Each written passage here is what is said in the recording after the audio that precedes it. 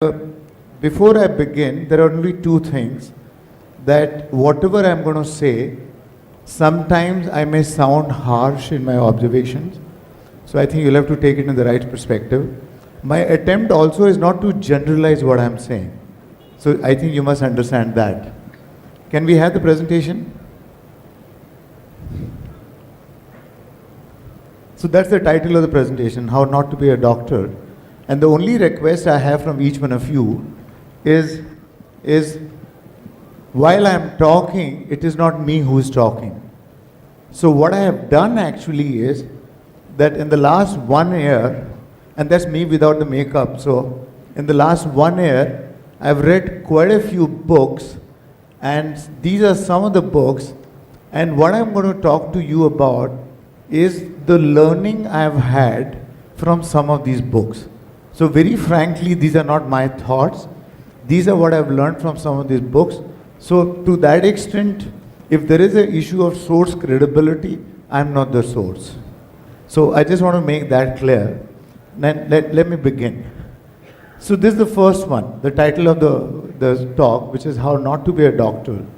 And the gentleman, John Lorner, he's a practicing general physician, very senior, and he also writes very often. He writes very often in British Medical Journal and a whole lot of magazine and very respected publications.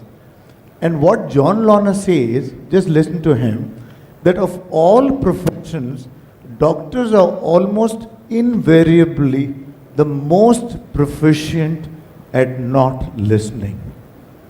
I don't know how many of us are surprised. And he actually goes to say, there is a wonderful distinction between listening in order to speak and speaking in order to listen. And some of us may know of that. And he makes it very clear that when you speak to listen and when you listen to speak, they are two completely different things. And he actually talks about in his book a middle-aged, a patient, a lady who is about maybe 65-year-old, and she comes to visit a physician, and she's been suffering from a condition or maybe a set of conditions that nobody has been able to diagnose for almost 10 or 12 years. So she comes to this physician and she has a stack of reports and results and everything else, and she says, Doc, I have irritable bowel syndrome and I have not been able to gain weight. I'm losing weight, so could you please tell me what to do? And this gentleman actually says, let's leave aside all the reports, all the results, everything else you have had in the last 10 or 12 years, and let's start from the beginning. And this doctor actually is Dr. John Lorner quotes him as one of the ideal examples. This doctor tells the lady or talks to the lady or listens to the lady as if he has all the time under the sun. So the only thing he does is he keeps on telling the lady, and then what happened? And tell me more, etc., etc. And finally, he's the guy who actually does the right diagnosis, and the lady is relieved, and she puts on weight, and everything comes back to normal. So he actually talks about that as an example, then what listening does to the whole art of medicine. And in fact, I don't know who said, probably Dr. Osler or somebody said, that if only you allow the patient to talk, she will give you her diagnosis. So it's just that the reality is very different, and this is, trust me, Newsweek is a pretty reliable magazine, and they say doctors interrupt patients, stop listening after 11 seconds on an average. And this data is for the specialists. So you can imagine a general physician. I remember going to a government hospital, and if I were to tell you what happens there, that you have a doctor and there's a queue of patients are not, so this lady, the poor lady, walks into the doctor's room, she's not even allowed to sit, she just stands, the doctor looks up, the look is supposed to mean, what's wrong with you? So this lady says, lose motion. She says in Telugu, I don't understand Telugu, but somebody translates for that maybe. And before she finishes lose motion, the doctor has written his prescription, and somebody said, next. The only thing I didn't understand, I'm not a doctor, the doctor didn't even ask who has the loose motion. So I'm just saying it can get as pathetic as that. So I'm going to talk about 10 books. This is the second one. Kill as few patients as possible. Again, a very Dr. Oscar London, a very famous doctor. That's actually the name of his book.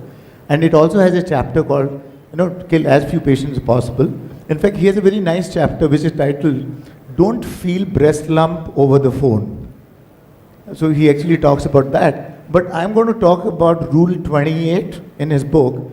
And the guy says, praise nurses and your patients will live forever or die happy.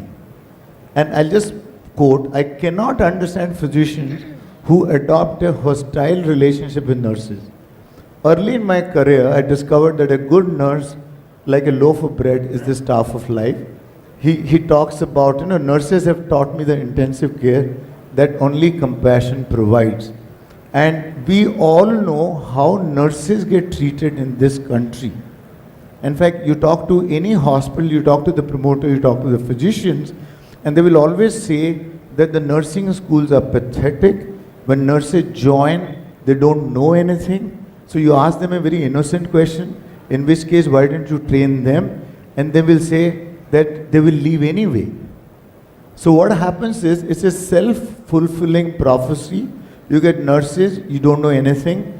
You don't train them because they leave. They leave because you don't train them. You don't pay them. So it's a self-fulfilling prophecy, and it goes on forever. So personally, I'm a big, and personally I believe nursing is the backbone of healthcare, but it's just that, we don't even think she's back or bone or whatever. So it's a very sad state of affair. I love this poster on the left, nurses dispense comfort, compassion and caring without even a prescription. And the one you see on the right actually is something for Fernandez Hospital. So you have a hospital in the city itself, Fernandez Hospital, and if you speak to Dr. Avita Fernandez, he would say that there is no Fernandez Hospital without nursing. We are what we are because the nurses we have. And she has actually taken it one step ahead. She has organized a full-fledged 3-year training program to teach nurses the whole thing about midwifery. And look at this poster. In fact, she's very proud of this poster. She says that meet the world's most effective pain reliever. It is actually a midwife or a nurse for that matter. So that's nursing for you. The next is, quickly, again, Dr. Jerome Groopman is from Harvard Medical School. And he's written a book called How Doctors Think. And if you read the book, interestingly, Dr. Groopman talks about that when I speak to physicians or when I speak to doctors, they actually say, we don't even have time to think, how do we think? It's a very interesting take.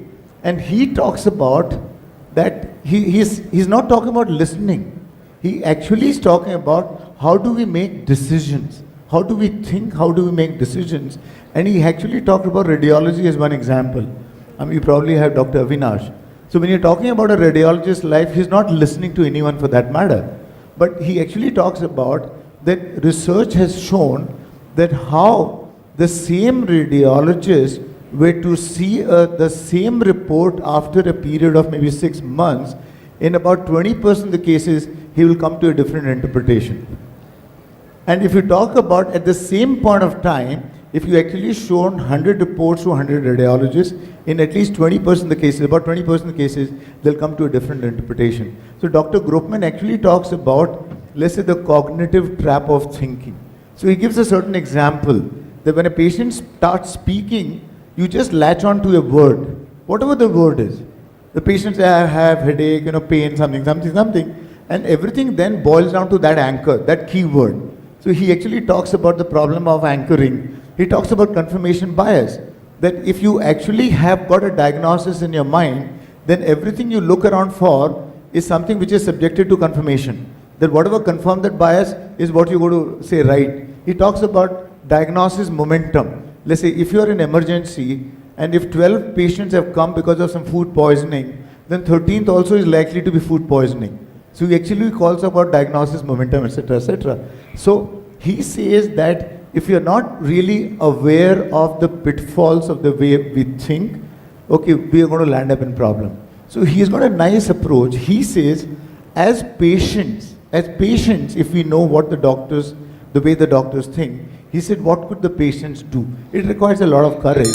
But he says that the patient can say, what else can it be? Could two things be going on to explain my problem? And thirdly, is there something in my test that seems to be at odds with the diagnosis? I'll quickly run through. 20% of patients with serious conditions are first misdiagnosed. Again, this is Washington Post. It's not some normal publication. I'll have to run through. Fourth book is what doctors feel. Thinking is different than feeling. Assuming the doctors feel. In fact, when a hospital says, we have touched millions, we want to touch millions more, we think it is life they are talking about, they actually are talking about dollars. So, in fact, when you're talking about feeling, in fact, ironically in medical education, I believe doctors are taught, or very routinely, that you're not supposed to get emotionally attached with patients because they're going to be, that will cloud your judgment. To that extent, you're supposed to be a creature who is not emotional, etc., etc. But we all know what feeling is all about. Again, Dr. Osler, who says, treat the patient, not the disease. Coming to feeling, there's this book called If Disney Ran Your Hospital. The gentleman on the right, his name is Fred Lee, and I flew to Florida to spend a day with him. Fred is no more. And interestingly, Fred says, the book is dedicated to him. He speaks about 4 nurses in his life who actually shaped him. Fred himself is not a physician. He worked with a large hospital for about 20 years. He worked with Walt Disney also. So his mother was a nurse. He had 2 wives. Both of them were nurses. His daughter is a nurse.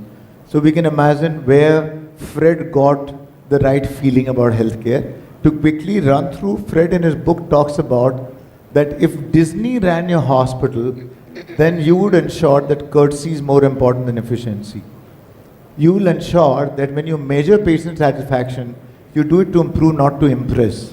Okay, and in fact, in this country, every hospital will have such great NPS scores that is amazing. We actually spent 3 days in a large hospital in Bangalore, and the NPS was pathetic. The patient satisfaction was pathetic, and the gentleman says our NPS is 82%. And the promoter of the hospital, and I remember telling him that you're saying NPS is 82%, Apple is 79%, Apple. And he says, I know Apple is going through difficult times. So create a climate of dissatisfaction. What can you do more? He talks about decentralize the authority to say yes. Trust me, if you stand at the reception of a hospital, if a bill is 13-20 rupees, if you don't have 20 rupee change, the girl will tell you go outside and get change in case you don't have a credit card. Close the gap between knowing and doing. This lady Regina Huslinger, she's a professor at Harvard. She talks about who killed healthcare. Essentially, she says that it is about transparency and it is about power. She says that there is no transparency in healthcare. When I'm talking transparency, I'm talking about quality, or she's talking about quality and she's talking about price. And it'll take you a minute. You guys have that mango bite on your table, all of you. It costs 25 paisa. If you open the wrapper, it will tell you it contains 2.8 gram of sweet. What all it has, how much does it cost? But if you talk about 2.8 lakh CABG, you know nothing about it. So she actually talks about transparency, and she says that the real issue is people don't want you to know because that would mean that you have the power. Carrying forward, you have this book called Unaccountable, and the guy says that why can't we get information about hospital quality or hospital price? And he says they make Herculean effort to ensure that you don't get. In this country, honestly, I'm yet to see an India class hospital. You know, you go to a hospital in Banjara Hill, you go to a hospital in Bhagalpur. It's like if you're a hospital, then you have to be world class. World class hospital is one word, they're not 2 words. Every hospital is world class. And there is no second best in the country. There is no second best. So frankly, next time when you come across a physician or a hospital, and the guy says, I am the best orthopedic hospital, just ask him who is the second best. He will say, we are opening a second branch in Nagpur. So, now, when you talk quality, actually when you talk quality, how do you communicate quality? NABH is not the answer. Do we remember AMRI fire in Calcutta, where we lost 100 patients? Any idea? AMRI was NABH accredited. What does NABH mean? In fact, there was this film of Anil Kapoor called Ubos Saat Din. NABH is all about those 7 days, that's it. So there is a life before NABH and there is life after NABH, and those two are very dramatic reality. Quality is also not about the trophy on your shelf or the award you get. I'm just saying we have folks opposite side of the road and you can buy whatever you want. It's a question of how much price you're willing to pay. So that's not quality. What is quality? I'll give you a quick example. You have this hospital called Hospital for Special Surgery in New York. And by the US News and Report, they've been rated to be the best orthopedic hospital for the last 24 years. 24 years without a break. Not Mayo, not Hopkins, no Cleveland. And what do? If you go to their website, it's on the website. They say, how do we measure quality? Surgical volume, infection, blood clot, fall, everything. And they quote everything. You will find statistics about everything in the hospital. So they're completely transparent about what clinical quality outcome is. To me, somebody has to have the courage to talk this language. It's not about best, I'm just saying you will find a huge hoarding in Banjara Hill. Healthcare will never be the same again. That's not quality. 8th is this book by Dr. Eric Topol, who talks about the patient will see you now, not the doctor will see you now. And the gentleman says that the future of healthcare is in your hands. And this is what I mean, that this is what he means. And we all know in a poor country like India, there are more telephones than toilets or toothbrush, whichever one you prefer. The more telephones. And he actually talks about that like telephone is the most democratized thing in this country. Who doesn't have it? At least voting, you need to be an adult. Phone, you don't need to be an adult. A 3-year-old kid also has a phone. So he actually talks about how a smartphone or a phone is going to democratize healthcare. And what he says is that it will mean the end of paternalism, peer-and-peer medicine. Innovation will come from all sorts of new places. This is what we'll do. 9th one is slightly optimistic note, a book on Arvindai, and the Dr. V says 5 minutes, $15 cure. And again, Arvindai talks about doctors' productivity. That's the way to bring down the cost, doctors' productivity. So in his Arvindai, a doctor's productivity, if you see India, is 5 times an average Indian surgeon. 5 times. What I've written in the poor man's bedsheet, it's a cue to myself. If you go to Arvindai, I visited them once and they say that in our hospital, when the bedsheet actually is not usable, kharab ho jati hai, we actually uses that tablecloth at the camp. When it's not usable as tablecloth, we start using it as washing cloth or cleaning cloth. So it takes a lot to think like a poor person and bring down the cost. And the 10th one is not there because you have the Republic Day offer, so 10% discount. And Vishy insisted that at the end of the session, I have to have some takeaways. So frankly, the takeaways are very simple. There is no healthcare without empathy. There's no healthcare without transparency. Technology is going to play a big role. Cost is what we need to manage.